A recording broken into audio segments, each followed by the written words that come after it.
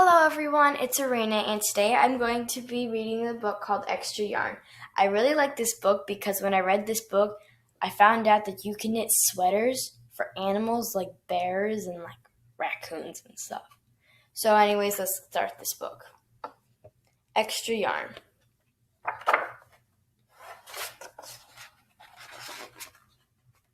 On a cold afternoon in a cold little town, where everywhere you looked was either the white of snow or the black soot from chimneys, Annabelle found a box filled with yarn of every color. So she went home and knit herself a sweater, and when Annabelle was done, she had some extra yarn. So she knit a sweater for Mars too, but there was still some extra yarn. See what I mean? You can knit sweaters for dogs, apparently. And when Annabelle and Mars went for a walk, Nate pointed and laughed and said, "You two look ridiculous." "You're just jealous," said Annabelle. "No, I'm not," said Nate. Sounds like he is. But it turned out he was. See? And even after she'd made a sweater for Nate and his dog and for herself and for Mars, she still had some extra yarn. That's a lot. There has to be a lot of yarn in there. At school, Annabelle's classmates could not stop talking about her sweater. "Quiet!" shouted Mr. Norman. "Quiet, everyone! Annabelle, that sweater of yours is a terrible distraction. I cannot teach everyone turning around to look at you." "Then I'll knit one for everyone," Annabelle said, "so they won't have to turn around." "Impossible," said Mr. Norman. "You can't." I'm pretty sure she can. But it turned out she could. And she did. Even for Mr. Norman. And when she was done, Annabelle still had extra yarn.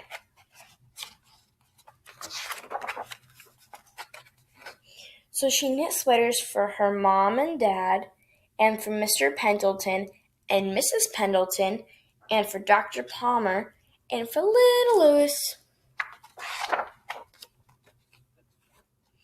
She made sweaters for everyone except Mr. Crabtree, who never wore sweaters or even long pants, and who would stand in the snow in his shorts with the snow up to his knees. "No sweater for me, thanks," said Mr. Crabtree. I'm not sure if he's immune to the cold, but that's really cold. So she made Mr. Crabtree a hat.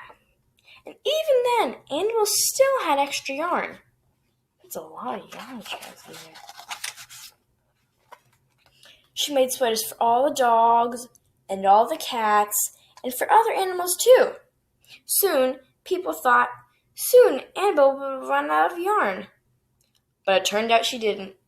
So Annabelle made sweaters for things that didn't even wear sweaters. You see, people can make sweaters for dogs, cats, and other animals. There's even there's a bear, there's a bunny. You can make sweaters for houses too. That's a lot of yarn in that box. Things began to change in that little town.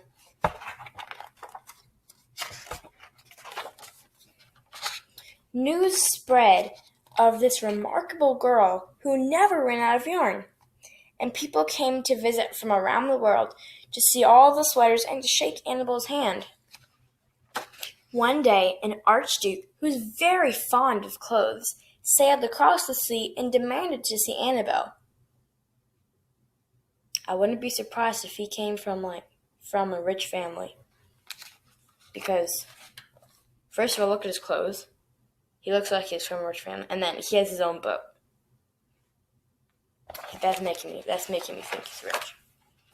"Little girl," said the Archduke, "I would like to buy that miraculous box of yarn, and I am willing to offer you $1 million. See what I mean? He's rich, probably. "No, thank you," said Annabelle, who was knitting a sweater for a pickup truck. The Archduke's mustache twitched. 2 million, he said. Annabel shook her head. No thanks. 10 million, shouted the Archduke. Take it or leave it. Leave it, said Annabel. I won't sell the yarn.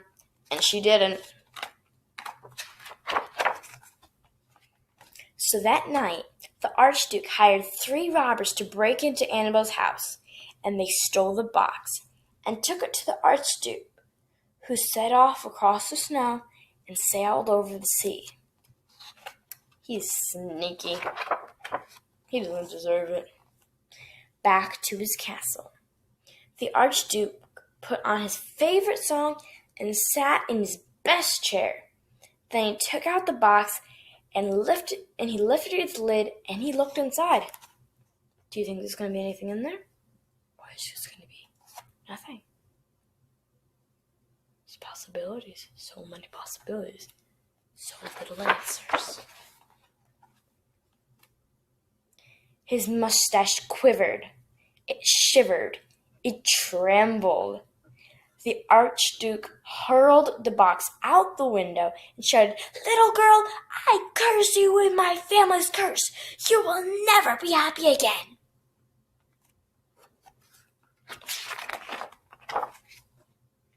But